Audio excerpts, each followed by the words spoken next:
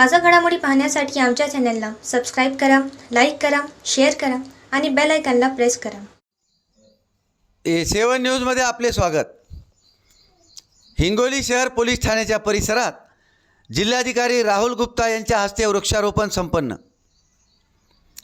शहर पोलीस ठाण्यात जिल्हाधिकारी राहुल गुप्ता यांच्या हस्ते वृक्षारोपण करण्यात आले. यावेळी वृक्ष लागवड करून जगविण्याचा प्रयत्न करण्याचे आवाहन जिल्हाधिकारी राहुल गुप्ता यांनी केले.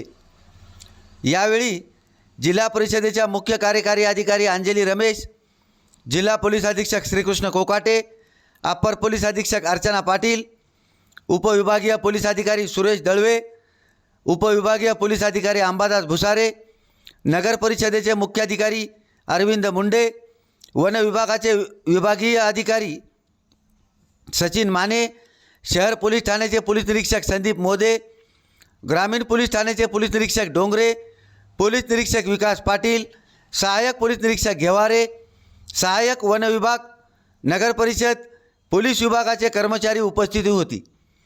A7 न्यूजसाठी अनिस अहमद, हिंगोली. का जवळपास आपला फॉरेस्ट एरिया आहे. त्या फॉरेस्ट एरियानुसार आता आम्ही मागच्या वर्षामध्ये 13 लाख झाडं करून घेतली होती.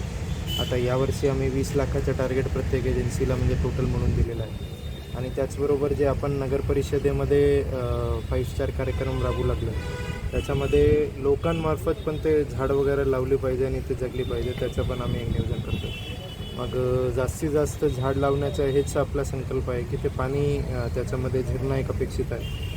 आणि दुसरं आपला तापमान जे आता वेगळ्याने वाढू लागलं आहे त्याचं तापमानला कंट्रोल करायला पण ते झाड लावण्यामध्ये ते एक जागतिक वन दिन आता नुकताच झालेला आहे आणि त्या अनुषंगाने माननीय जिल्हाधिकारी हिंगोली आणि जिल्हा प्रशासनाकडून वृक्ष लागवडीचं आवाहन करण्यात आलेलं होतं. आणि त्या अनुषंगाने आमचे ACF श्री माने आणि त्यांच्या टीमच्या मदतीने आम्ही जवळपास सर्व पोलीस स्टेशनच्या हद्दीमध्ये जिथे जिथे पोलीस विभागाकडून जागा उपलब्ध आहे त्या ठिकाणी घनवन लावण्याचं नियोजित करत आहोत.